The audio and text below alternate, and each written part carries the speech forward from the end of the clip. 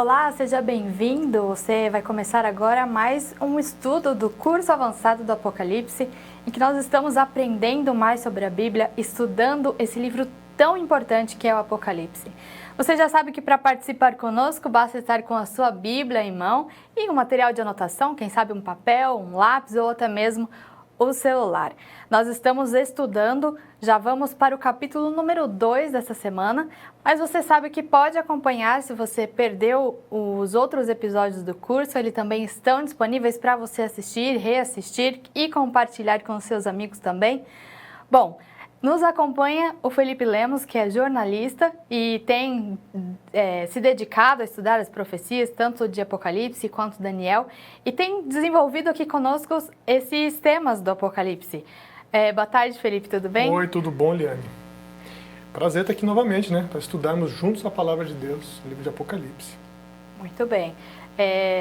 Bom, os nossos amigos talvez estejam reassistindo esse vídeo em outro período, em um outro horário, mas é muito bom você estar aqui conosco, participando desse momento de aprendizagem sobre a Bíblia. Felipe, para começar, vamos fazer uma oração? Vamos orar. Senhor, muito obrigado pela oportunidade que nós temos de, mais uma vez, ao abrir a sua palavra, buscar compreender aquilo que o texto nos traz e aquilo que a revelação do Apocalipse tem para nos ensinar de maneira prática em nossa vida. Esteja conosco nesse estudo, em nome de Jesus. Amém. Felipe, qual que é o ponto-chave para o estudo do capítulo número 2 do Apocalipse? Bom, hoje nós vamos começar as cartas às igrejas, né? Então é muito importante entender o que Deus queria dizer nestas cartas para a igreja local e o que isso tem a ver com a realidade da nossa vida hoje também, né? E nós vamos ver algumas questões históricas, vamos ver algumas questões em relação a advertências, conselhos e até elogios que Deus também dá a essas igrejas e que tem a ver com o crescimento e com o desenvolvimento da fé. Essas cartas que Deus deixou às igrejas, ela começa no capítulo 2, mas na verdade ela se estende ao 3 também. Exatamente, são 7, né? São 7 cartas às igrejas que vão passar nos 2 capítulos. Nós vamos hoje começar, né? Vamos falar pelo menos de 3 cartas para a gente ir conversando bastante, tem bastante conteúdo, então a gente vai procurar trabalhar elas em partes. Então vamos lá, antes do Felipe entrar no conteúdo, eu quero lembrar você que pode participar, deixando aí a sua pergunta, a sua dúvida, o seu comentário, e no final eu retorno para nós conversarmos mais um pouquinho. Até mais, Liane. Muito bem, meus amigos, que bom que você está acompanhando, eu tenho certeza de que você já está tendo um contato mais próximo com a Bíblia, com o livro do Apocalipse e com os demais textos que nos ensinam valiosas lições. Vamos tentar agora falar um pouquinho desta parte, mas antes eu queria fazer uma rápida recapitulação, tá? Em relação aos temas anteriores. Nós vimos no capítulo 1 que fala muito sobre como Cristo intercede e se interessa por nós e foi glorificado. Está no santuário celestial e atua em favor de nós. Perdoa e nos purifica dos pecados. Essa é uma das lições que nós vimos no capítulo 1. Ainda no capítulo 1, nós vimos algo muito interessante, que o Apocalipse apresenta Cristo como aquele que venceu a morte, está vivo e junto de Deus Pai. É eterno e divino. Também foi um ensinamento muito importante presente no capítulo 1. E o capítulo 1 ainda garante que Jesus vai voltar porque Ele nos ama, que é uma certeza ampliada em toda a Bíblia. Então são 3 conceitos importantes que nós vimos.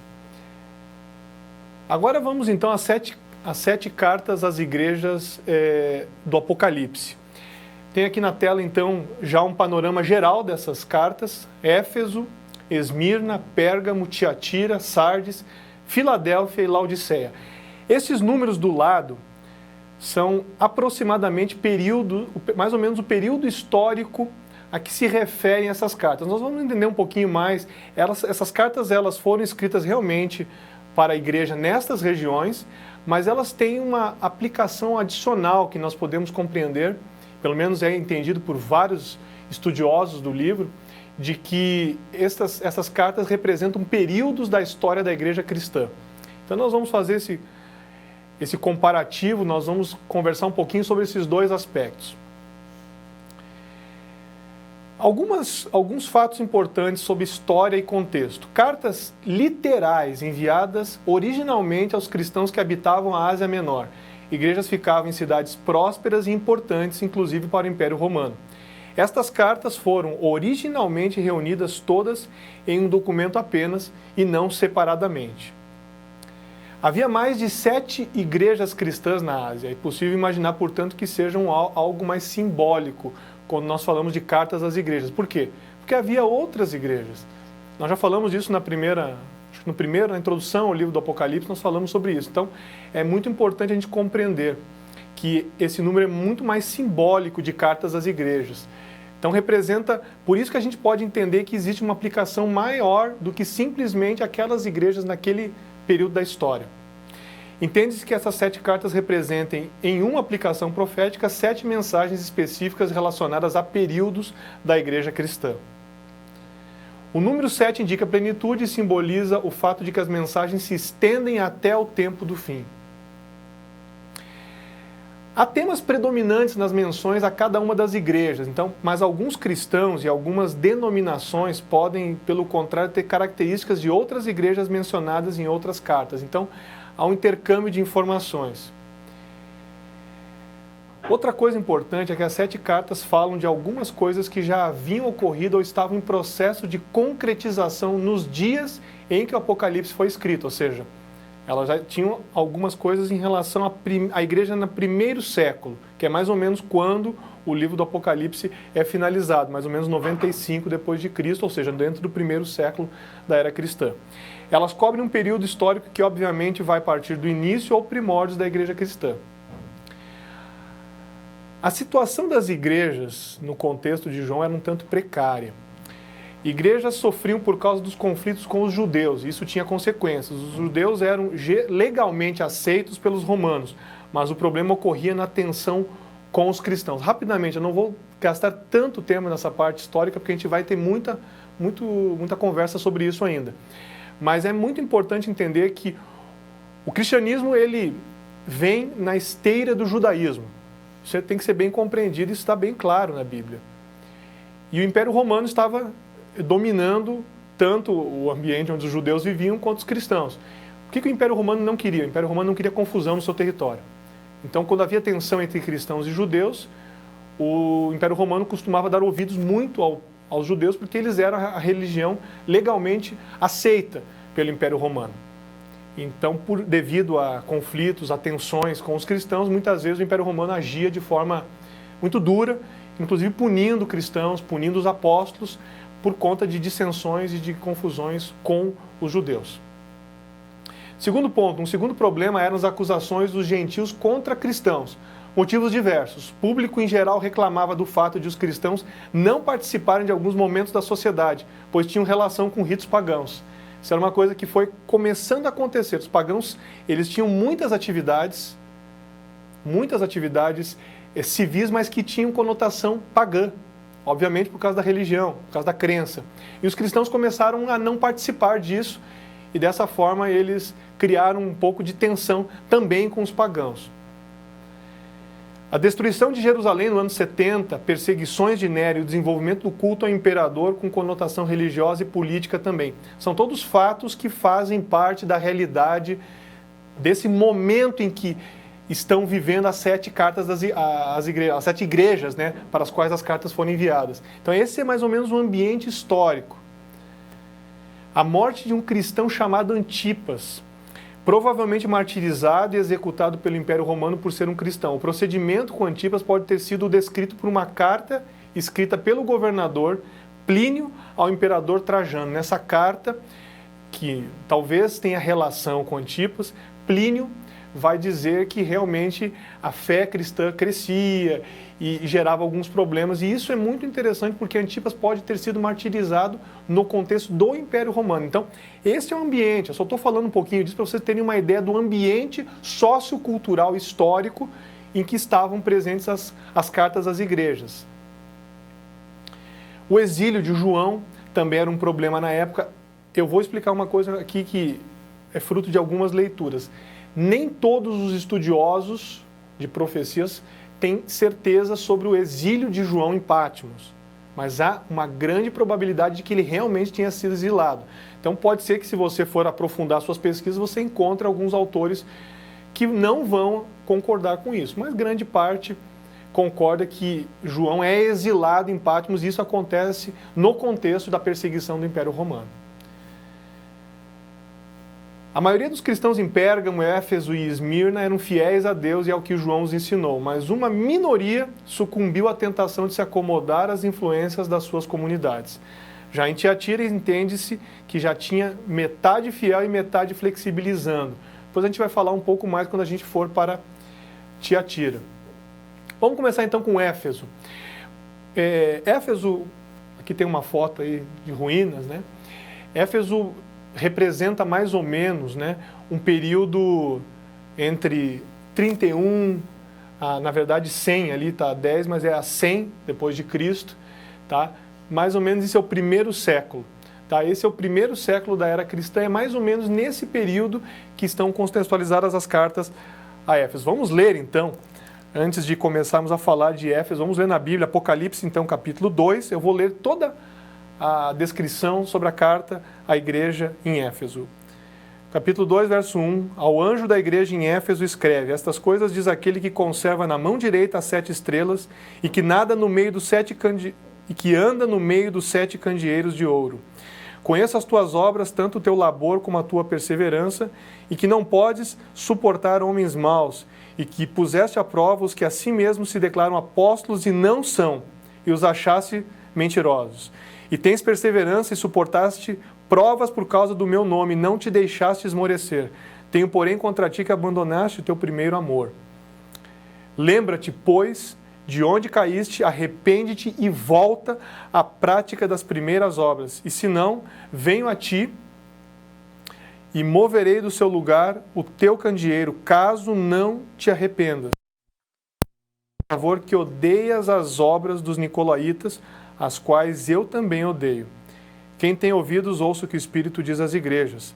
Ao vencedor dar-lhe-ei que se alimente da árvore da vida que se encontra no paraíso de Deus. Vamos para cá então. Éfeso, principal cidade da província romana da Ásia, chegou a ser capital com cerca de 250 mil habitantes. Possuía um grande porto de entrada da província, então era uma cidade expressiva. Possuía famosos templos de culto à deusa Diana. Isso está presente na Bíblia. Atos capítulo 19, verso 27. Não vai dar para ler esses textos agora, mas nós podemos depois mencioná-los. O cristianismo deve ter sido pregado ali por volta de 52 depois de Cristo por Paulo. Menção a isso em Atos capítulo 19, versos 1 a 20. Éfeso representa a igreja cristã no primeiro século, caracterizada pelo amor e pela fidelidade ao Evangelho. Onde é que a gente vê uma expressão muito interessante da igreja de Éfeso? Atos capítulo 2.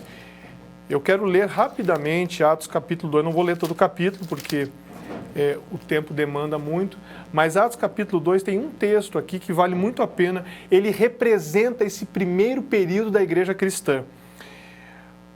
Principalmente a partir dos versos 42 em diante, você tem algumas afirmações que demonstram como viviam os primeiros cristãos.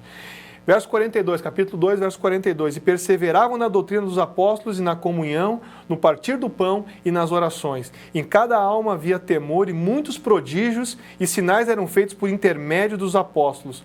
Todos os que creram estavam juntos e tinham tudo em comum. Aqui você vê nesse texto que o modo de vida dos primeiros cristãos no primeiro século, principalmente no começo do primeiro século, era um modo de vida muito próximo daquilo que Jesus havia ensinado. Eles viviam juntos, perseveravam na doutrina dos apóstolos, portanto eles se mantinham fiéis aos princípios, viviam num ambiente de comunhão, partiam o pão, depois vai falar no texto aqui que eles partiam o pão juntos, participavam muito provavelmente em casas e não em templos, tinham uma vida muito próxima de Deus. Só que, à medida que nós vamos lendo aqui Apocalipse capítulo 2, principalmente a igreja em Éfeso, nós vamos vendo que existe o quê? uma degradação, digamos assim, uma mudança em relação ao cristianismo. Caiu, no entanto, o cristianismo diante da tentativa de harmonizar o cristianismo puro e simples com o paganismo vigente e ainda forte culturalmente. Aqui eu faço rápido parênteses. O cristianismo ele enfrenta muita dificuldade no começo. Por que ele enfrenta muita dificuldade? Porque ele estava num ambiente pagão e que tinha uma oposição do judaísmo também, de uma parte da liderança do judaísmo, embora muitos judeus tenham se tornado cristãos também, e pagãos igualmente. Nós sabemos do trabalho que Paulo, Silas, Barnabé e outros discípulos fizeram além das fronteiras de Jerusalém. Porém, o cristianismo enfrentava muitas dificuldades com essa influência pagã, com costumes, com alimentação pagã, alimentos ofertados a ídolos que não faziam parte da crença dos cristãos, porque eles eram oferecidos a deuses que os cristãos entendiam que eram a demônios. Então havia uma situação bastante complexa de tensão no começo. Veja que há uma alusão aqui, na primeira carta à igreja em Éfeso, há uma alusão aos nicolaítas, tá? Tratava-se de uma seita gnóstica supostamente atribuída a um dos 7 diáconos, Nicolau de Antioquia, que apostatou da fé. Nicolau é uma palavra grega que significa o que conquista um povo. Há pessoas que vão dizer que Nicolau de Antioquia, que Nicolau aqui era um outro Nicolau, mas muitos vão seguir essa linha de que era Nicolau de Antioquia, um dos discípulos, um dos diáconos, que acabou abandonando a fé. E diz que ele era um prosélito de Antioquia. Quando fala prosélito, quer dizer que ele tinha sido um pagão convertido ao judaísmo. Então eles chamavam de prosélito. Ele depois se torna cristão e parece, segundo dá a entender Apocalipse aqui, de que ele abandona a fé também. Então por isso há uma menção aos nicolaítas, que seriam seguidores das crenças desse Nicolau, que seriam crenças muito ligadas ao paganismo, ok? Essa é mais ou menos a ideia que vai passar aqui. Então, Éfeso, nós podemos assim finalizar a parte aqui mencionando 3 questões. Questão central, uma igreja pura, mas que enfrenta a contaminação de doutrinas, ou seja, ela começa a enfrentar as influências, que são as influências que vão, de alguma maneira, tentar abalar a base, a fé, a fundamentação dessa igreja cristã, que é a fundamentação baseada nos ensinos de Cristo. Conselho que Deus dá: arrepender-se e voltar às primeiras obras, ou seja, se manter naquilo que havia iniciado. E a promessa é muito bonita: comer da árvore da vida. Eu não tenho muito tempo para explicar todos os detalhes, mas essa referência a comer da árvore da vida, ela já está ligada ao final do livro do Apocalipse. Ela tem uma relação direta com as pessoas que, salvas, viverão eternamente na Nova Jerusalém e comerão da árvore da vida. Então há uma relação aqui. Por isso que nós podemos acreditar claramente que essas cartas não são apenas voltadas para a realidade de uma igreja local daquele tempo. Elas têm uma aplicação que vai um pouquinho mais longe e dizem respeito a períodos da igreja cristã e vão chegar até o nosso tempo. Segunda carta à igreja, vamos ler então, Esmirna, mais ou menos período entre 100 e 313 depois de Cristo. Isso aqui já está entrando no 2º e 3º séculos da era cristã. Vamos ler? Apocalipse capítulo 2, agora eu leio dos versos 8 em diante. Ao anjo da igreja em Esmirna escreve: estas coisas diz o primeiro e o último. Estão lembrados de primeiro e último, alfa e ômega? Nós falamos num dos estudos sobre que Cristo é o primeiro e o último, ou seja, Ele é eterno. Nele está, tudo é feito nele, tudo é por meio dele. Aqui é uma menção muito importante, até a confirmação de que é Cristo que está aqui nesse contexto. Estas coisas diz o primeiro e o último, que esteve morto e tornou a viver. Jesus vivo, morreu, mas viveu, está vivo. Conheço a tua tribulação, a tua pobreza, mas tu és rico, e a blasfêmia dos que a si mesmos se declaram judeus e não são, sendo antes sinagoga de Satanás. Não temas as coisas que tens de sofrer, eis que o diabo está para lançar em prisão alguns dentre vós, para ser postos à prova, e tereis tribulação de 10 dias. Ser fiel até a morte e dar-te-ei a coroa da vida. Quem tem ouvidos, ouça o que o Espírito diz às igrejas. O vencedor de nenhum modo sofrerá dano da segunda morte. Vamos analisar então um pouquinho a carta à igreja a Esmirna, a carta à igreja de Esmirna. Não há registro de quando a igreja foi fundada ali e nem de quem realizou o trabalho. Muitos cristãos morreram neste período ou foram perseguidos por conta da sua fé, mas eram ricos na graça e na fé. Então você começa a perceber que o cristianismo ele passa pela seguinte situação. A primeira leva de perseguição aos cristãos não aconteceu por conta do Império Romano, foi por conta dos judeus. Basta lembrar que Paulo e Silas, por exemplo, quando são levados para ser açoitados numa praça pública em Éfeso, quem leva eles, quem coloca eles nessa situação são judeus, são líderes judeus. Eles são açoitados, eles são presos posteriormente. Então, você vê que a primeira leva de perseguições e digamos assim, de oposição ao cristianismo vem do judaísmo, que não aceita necessariamente de muitos líderes judeus, não são todos, evidentemente, e havia muitos judeus que atendiam a mensagem, claro, do cristianismo. Depois você tem tensões com os pagãos e, mais especificamente, com o Império Romano. E é aqui que a gente entra um pouco nessa questão. Esmirna pode ser entendida como mirra, usada como óleo de unção. A palavra, estou falando da palavra agora, era aromática, uma pomada medicinal para curar feridas e para embalsamar os mortos, como no caso de Jesus. Ingredientes de um bom testemunho. A rainha Esther foi purificada com o óleo da unção, com mirra, antes de ser apresentada ao rei Assuero e testemunhar do seu Deus. Isso está em Esther, capítulo 2, verso 12. É interessante que a própria palavra Esmirna vai falar de bálsamo para curar feridas. Pode ter uma relação com as perseguições. É uma comparação, meus amigos. É evidente que a gente não pode levar tudo como se tudo tivesse um significado específico para alguma coisa, mas a gente pode compreender que há conceitos até por trás dos nomes destas igrejas. Nada é por acaso quando se trata de uma revelação profética dada por Deus. Há significados que Deus quer que a gente encontre, eles estão na própria palavra, no próprio texto bíblico. Tem uma afirmação de uma escritora chamada Ellen White que diz assim: os membros da igreja de Esmirna podiam ser mortos aqui, mas a vida futura que se lhes daria, nenhum homem lhe poderia tirar, nem Deus o permitiria. Assim não deviam temer os que podiam matar o corpo, nem temer coisa alguma das que haveriam de sofrer, pois a sua existência eterna estava assegurada. Era um período de grande perseguição, mas eles estavam com a sua fé solidificada. Então, o que acontece nesse período de Esmirna? Eu estou aqui controlando, vou ter que diminuir algumas coisas porque existe um tempo, mas eu quero falar algumas coisas importantes. Primeiras perseguições foram dos judeus e seguiram no segundo século. Há os registros de Tertuliano que mostram claramente que houve esse tipo de perseguição. Mas acontece uma perseguição geral e sistemática aos cristãos, realizada então por Décio e Valeriano. E finalmente o auge dessa perseguição sistemática, porque qual é a diferença? Você tinha duas fases. Você tinha uma perseguição dos judeus que não era exatamente sistemática e os judeus não eram um império.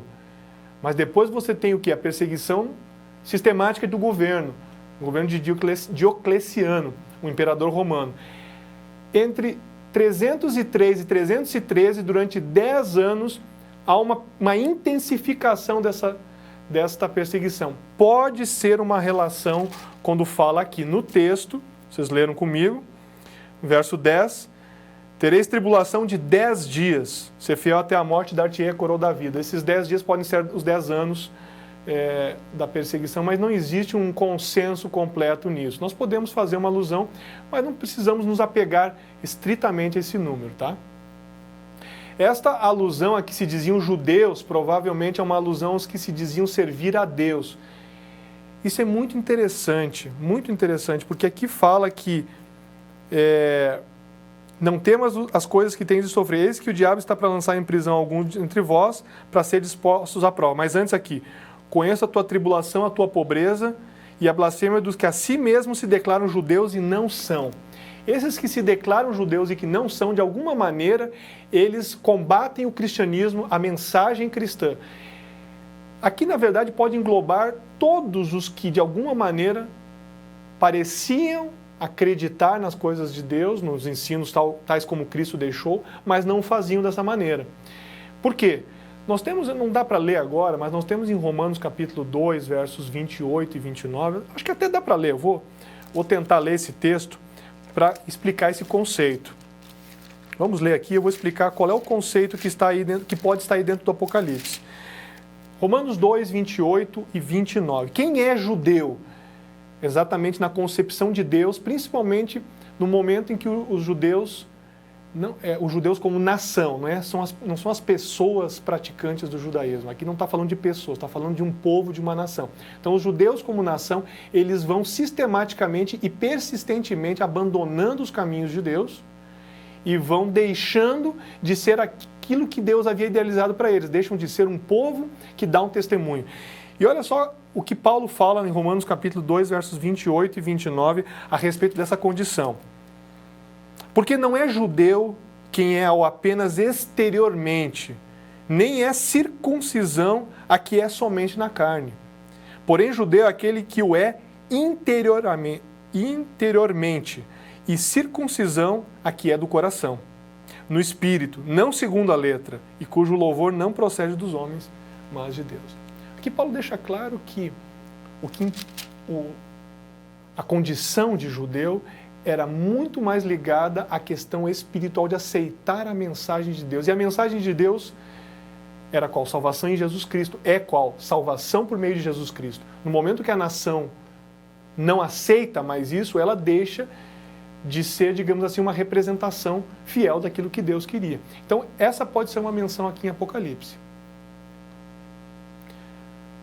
Aqui nós temos um vídeo, não sei se está com áudio. Aqui mostra um pouco do que eram as perseguições. Isso aqui é um trecho bem curto, eu vou passar só para dar uma ideia de como é que eram as perseguições.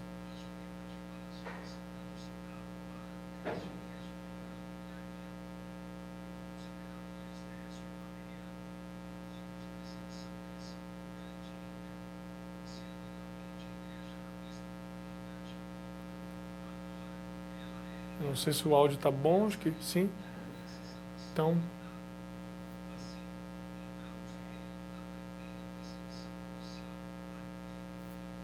Ok. Primeira... Aqui não dá para não vou passar o vídeo todo, mas aqui é para vocês terem uma ideia. Depois quem entrar no site apocalipse.com vai ter acesso a esse vídeo, a essa apresentação completa. Aqui é só para mostrar que há uma primeira perseguição sistemática. E vocês viram, isso aqui é um documentário não bíblico. É um documentário comum que confirma exatamente aquilo que o Apocalipse vai trazendo, uma perseguição, um período de perseguição na segunda carta, no período de Esmirna. A parte final do período é apontada como o Edito de Milão, mais ou menos publicado em 13 de junho de 313. O que acontece em 313? O cristianismo sai a partir daí da ilegalidade e passa a ser tolerado durante o império de Constantino Grande. E há um acordo entre Constantino e Licínio. Rapidamente, vamos lá.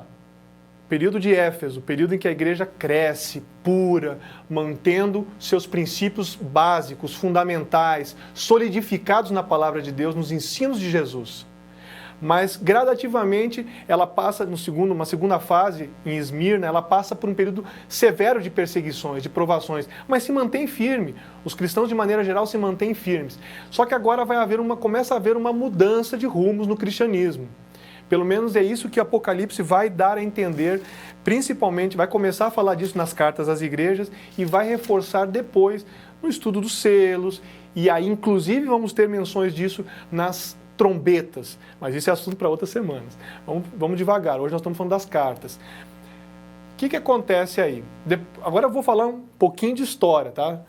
Aguentem firme aqui porque tem que dar um contexto, senão fica meio solto, né? Parecendo, o que acontece? Por que 313 é uma data importante? Vamos então entender. Por que esse século ali é importante?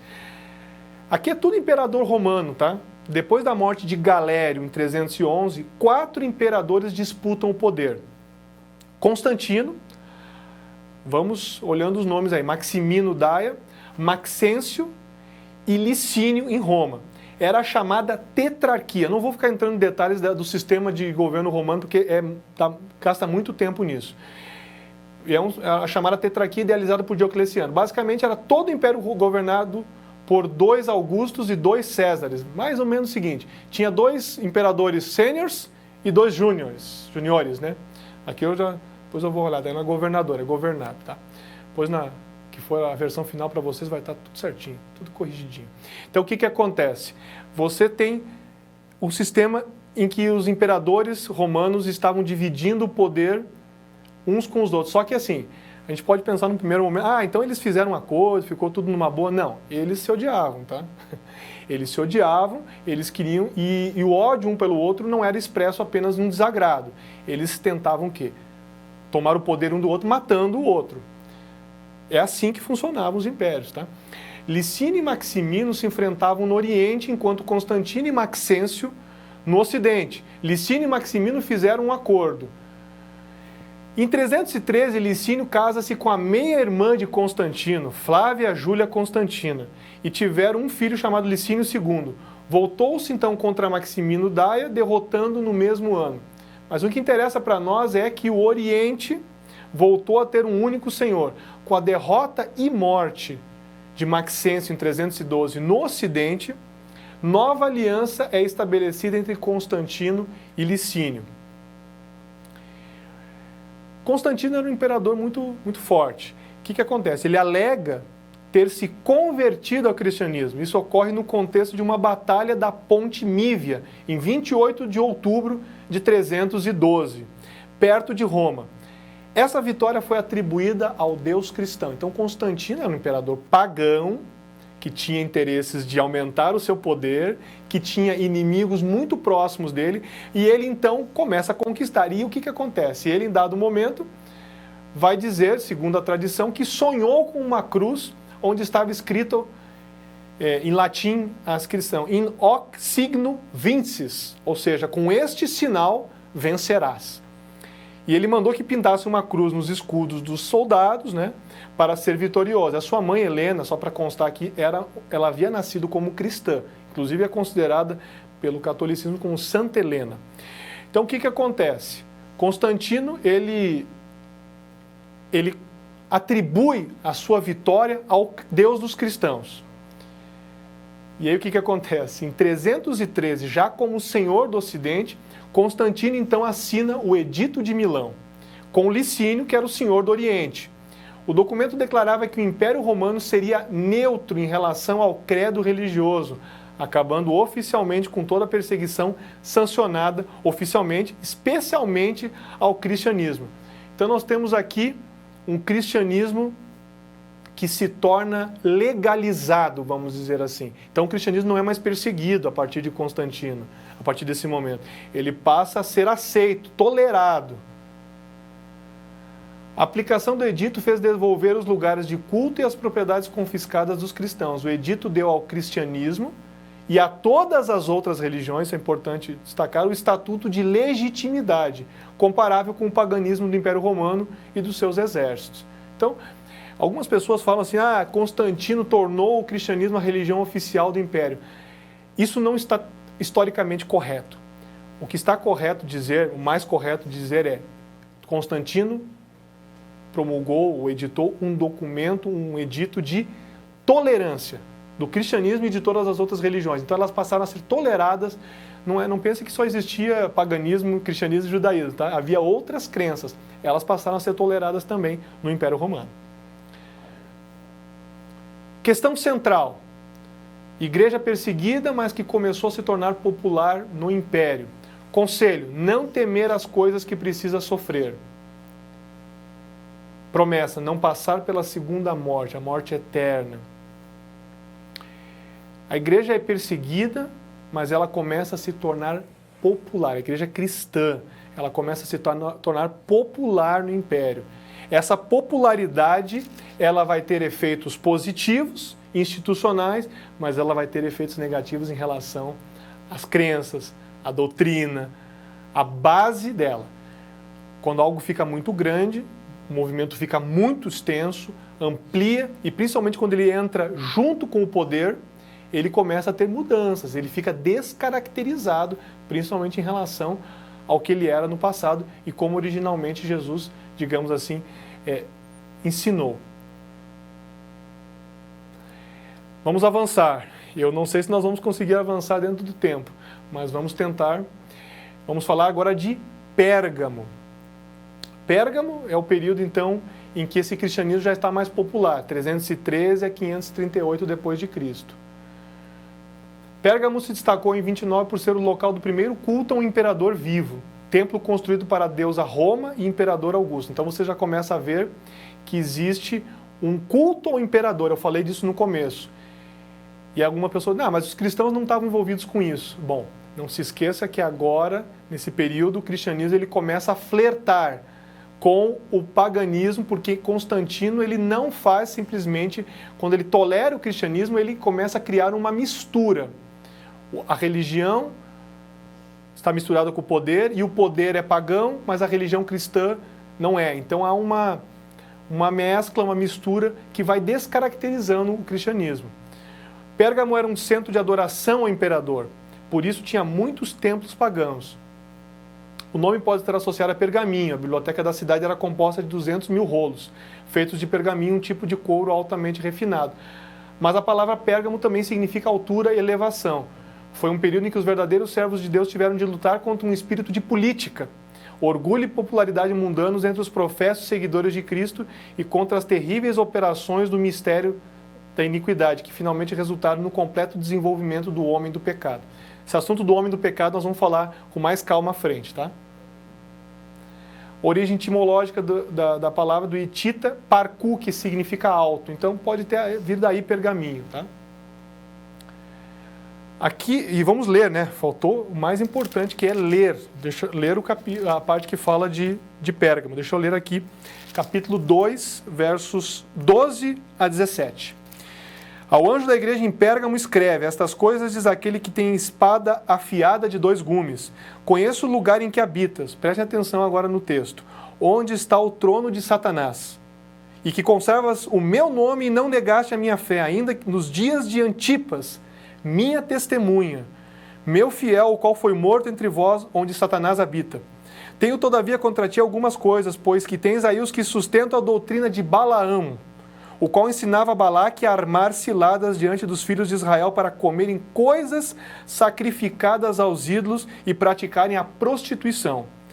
Outro sim, também tu tens os que da mesma forma sustentam a doutrina dos Nicolaítas. Olha a referência aos Nicolaítas e a relação com Balaão. Já vamos falar um pouquinho disso agora. Portanto, arrepende-te, e se não venho a ti sem demora, e contra eles pelejarei com a espada da minha boca. Quem tem ouvidos, ouça o que o Espírito diz às igrejas. Ao vencedor dar-lhe-ei do maná escondido, bem como lhe darei uma pedrinha branca. E sobre essa pedrinha escrito um nome novo, o qual ninguém conhece, exceto aquele que o recebe. Vamos lá. Antipas pode ter sido aquele cristão martirizado, já falei disso, tá? Deixa eu me concentrar na analogia com Balaão. Isso aqui é importante, tá? Nós temos pouco tempo, mas eu preciso explicar isso para você compreender o sentido do período da igreja em Pérgamo. É muito importante, essa analogia com Balaão, ela não foi colocada ali à toa, ela tem uma referência com o Antigo Testamento muito importante. Lembra que eu falei dos Nicolaítas, que eram influência pagã, contaminação da doutrina, mistura, trazendo costumes, tentando influenciar o cristianismo? Pois é, isso acontece no contexto de Balaão com o povo de Israel. Problema de ceder ao paganismo, ou seja, fracassar na fé cristã. Depois vocês com calma leiam a história de Balaão, e o episódio é muito rico isso, tá? Números 22 a 24, capítulos 22 a 24. O povo de Israel peregrinava pelo deserto em direção a Canaã, tinham vencido alguns inimigos e prosseguiam. Eles estavam acampados nas campinas de Moabe, na altura de Jericó. Os moabitas temiam ser expulsos também, embora Deus tivesse determinado não se meter com eles. Então foi um medo predito. E nesse contexto nós temos Balaque, que era rei dos moabitas, e eles se uniram com os midianitas para combater o povo de Israel. Então midianitas e moabitas contra Israel. Balaão foi procurado para amaldiçoar o povo de Israel, mas adivinha? Balaão era profeta de Deus. E assim eles queriam que Balaão, com a sua maldição, enfraquecesse o exército. Por quê? Porque eles sabiam que Deus era poderoso. Eles queriam que Balaão enfraquecesse o povo com a maldição para que o exército perdesse e os moabitas e midianitas prevalecessem na guerra. Então Balaão aparentemente resiste à oferta. Balaão tentou depois amaldiçoar finalmente por pagamento, mas foi impedido por Deus, e neste tempo são instituídas práticas proibidas como prostituição com as filhas dos moabitas e ingestão de carnes sacrificadas a deuses. Isso acontece, está lá Números 25 e Números 31. Olha só, será que é uma mera coincidência com a descrição da igreja em Pérgamo? Não é. Você vê que tem um paralelo. O que Deus está querendo dizer para nós aqui, amigos? Deus está querendo dizer que em determinado ponto do cristianismo há uma flexibilização dos princípios. Assim como Balaão flexibilizou e por pagamento foi amaldiçoar o povo de Deus, contrário à vontade de Deus. Temos, portanto, o paganismo, o favorecimento ao adultério, idolatria, adultério espiritual também. Essa prostituição não é só prostituição no sentido carnal, ela é uma prostituição no sentido espiritual. É um adultério espiritual que o povo comete quando ele se afasta da palavra do Senhor.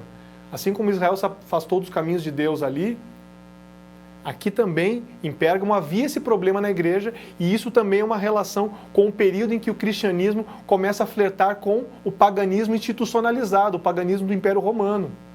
O cristianismo começa a se diluir sob o ponto de vista institucional. Então você tem um cristianismo em Éfeso puro, perseguido em Esmirna e contaminado em Pérgamo. Basicamente isso. E aí como é que começa esta progressiva cristianização do Império Romano? E o que isso vai derivar?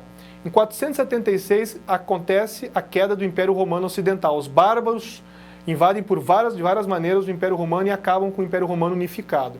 Em 496, depois de Cristo, Clovis I, que é o rei dos francos, foi batizado como cristão, depois da vitória de uma guerra contra os alamanos.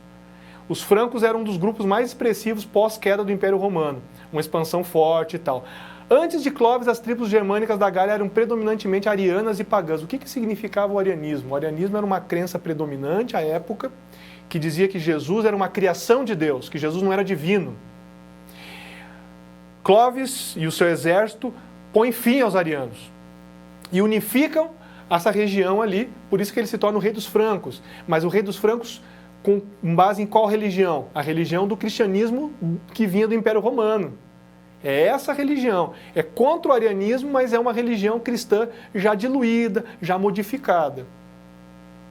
Clovis não apenas buscou ter bom relacionamento com os católicos, os cristãos que já eram então considerados católicos, mas usou os bispos, que eram os líderes cristãos, como parte do sistema administrativo de seus domínios. Aqui começa a haver uma diferença.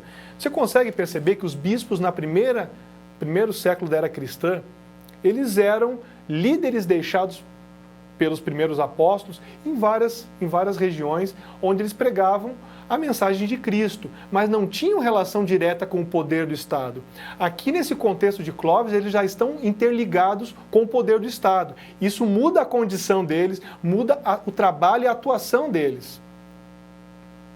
Os bispos se tornaram líderes políticos com suas comunidades, falam inclusive das leis sálicas, e conselheiros do rei. O rei adquiria influência política tanto em assuntos eclesiásticos como na nomeação de bispos, e teve que implementar as regras propostas pelos bispos.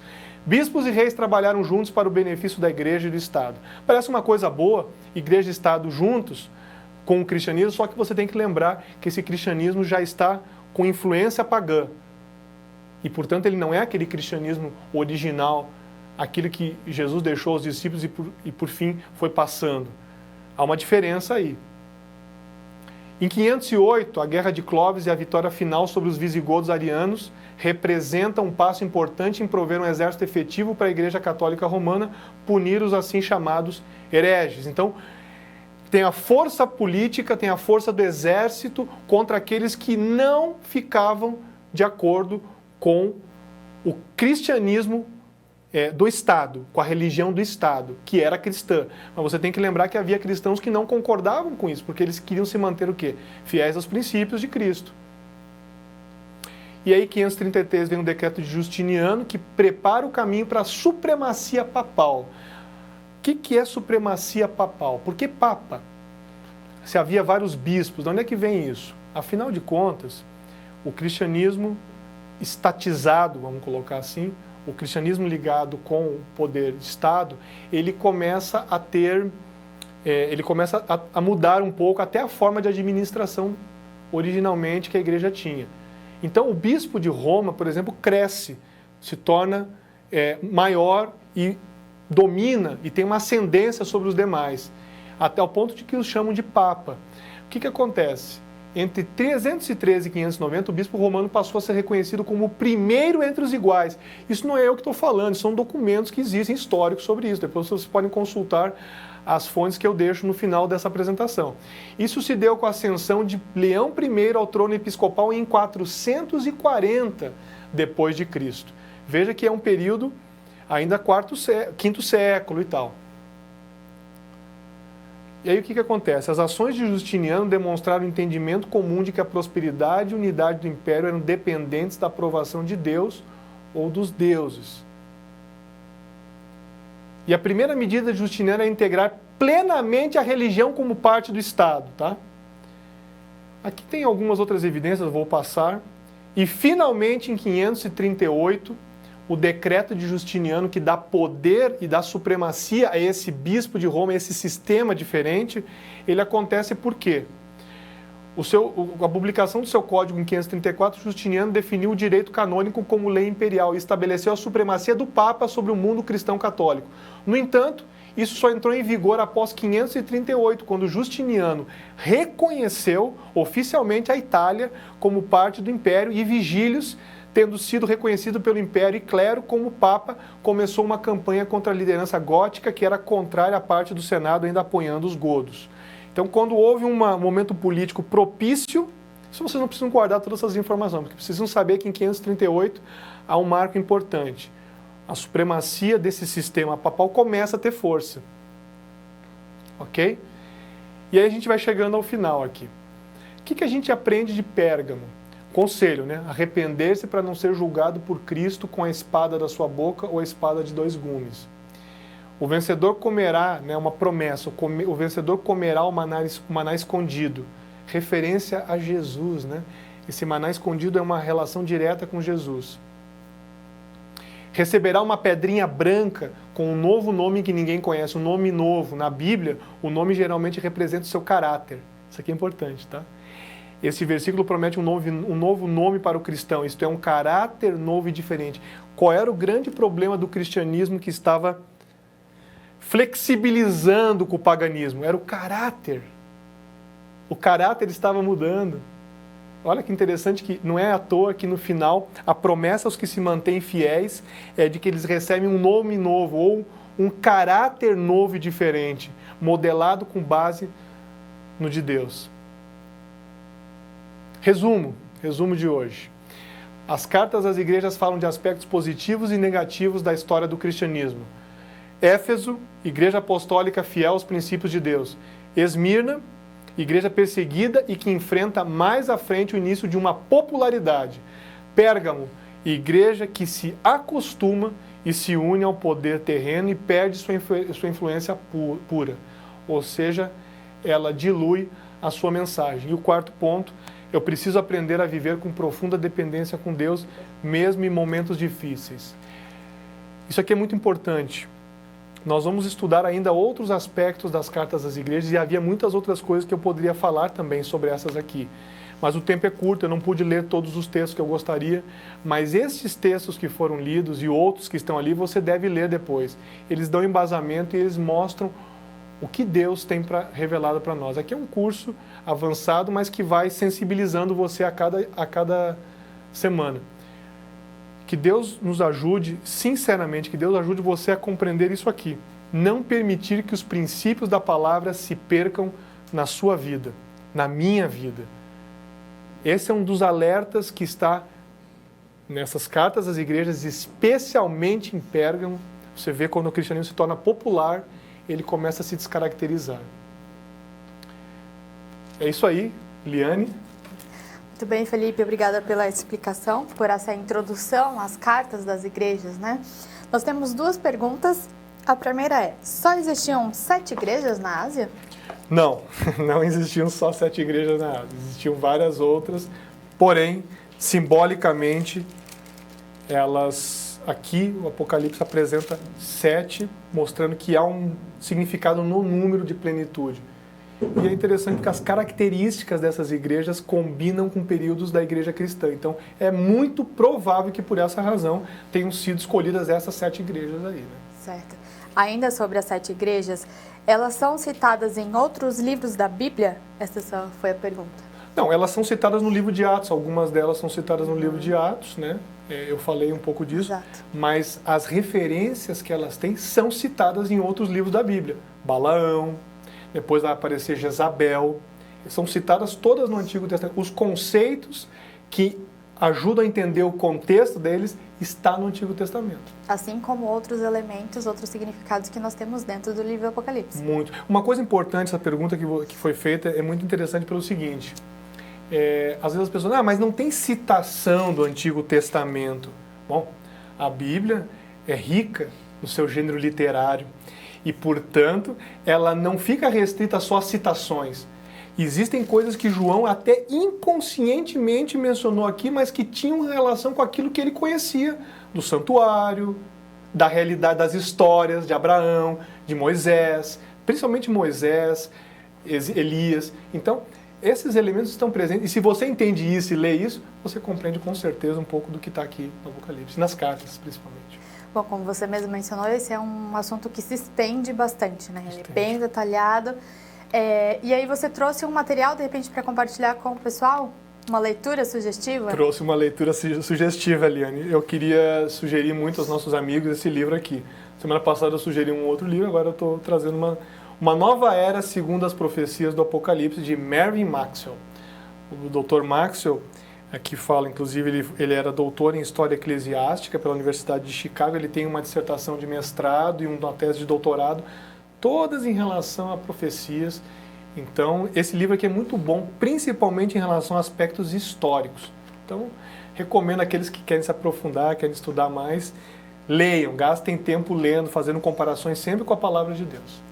Eu também tenho uma sugestão para o pessoal que está acompanhando o nosso curso, o curso avançado do Apocalipse, que na plataforma feliz7play.com nós temos ali uma série chamada Apocalipse Kids. É um formato de desenho animado, mas eu acho que é bem interessante, fica bem lúdico, inclusive para os adultos entenderem algum tipo de assunto mais complexo, de significados, de estudo do Apocalipse. Então fica a dica para você assistir, já assistir os adultos para aprenderem e as crianças para serem introduzidas no estudo também desde cedo, né, Muito Felipe? legal, inclusive tem alguns episódios muito interessantes que falam dos símbolos, muito interessante. Então, feliz7play.com e você vai localizar lá Apocalipse Kids. São 20 episódios que são publicados de 5 em 5 a cada sexta-feira. Então você já tem 5 inicialmente, mais 5, totalizando 20 episódios que podem ser assistidos e estudados também de uma forma diferente, numa linguagem diferente. Mas acredito que todo aprendizado em relação à Bíblia é válido, né, Felipe? Sem dúvida, sem dúvida. E vamos continuar estudando, né? Tem muita coisa que talvez tenham ficado algumas dúvidas, a gente depois vai conversando, respondendo algumas perguntas. É normal, agora o assunto vai entrar um pouco mais em detalhes e as dúvidas também aumentam. Muito bem. Bom, Felipe, para encerrar, vamos fazer uma oração? Vamos orar. Senhor, muito obrigado pela oportunidade de hoje ver a mensagem que o Senhor deixou para estas igrejas, em Éfeso, Esmirna e Pérgamo, e confirmar que o Senhor quer que nós nos mantenhamos firmes na sua palavra, alicerçados na sua palavra, que as influências contrárias à palavra não prevaleçam na nossa vida. Nós temos, quem sabe, pessoas que estão assistindo, estão lutando com influências, com ambientes, com dificuldades para se manter firmes na sua fé. Por favor, ajude-as, fortalece-as, dê motivação e dê confiança nelas de que o Senhor está as ajudando. Continue nos abençoando nesse estudo, em nome de Jesus. Amém. Amém. Obrigada pela sua companhia. Nos vemos no próximo capítulo do estudo do curso avançado do Apocalipse. Até lá!